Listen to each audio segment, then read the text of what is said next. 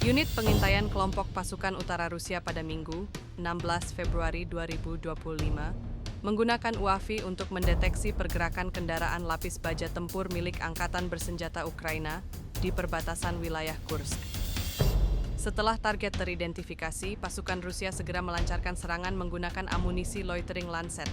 Lancet, yang dikenal sebagai drone kamikaze Rusia, dirancang untuk menyerang target dengan presisi tinggi. Dalam insiden ini, militer Rusia mengklaim berhasil menghancurkan kendaraan tempur Ukraina sebelum dapat bergerak lebih jauh ke wilayah perbatasan. Sementara itu, pihak Ukraina belum memberikan pernyataan resmi terkait serangan ini. Namun, ketegangan di perbatasan Rusia-Ukraina terus meningkat, dengan kedua belah pihak saling melancarkan serangan dalam beberapa pekan terakhir.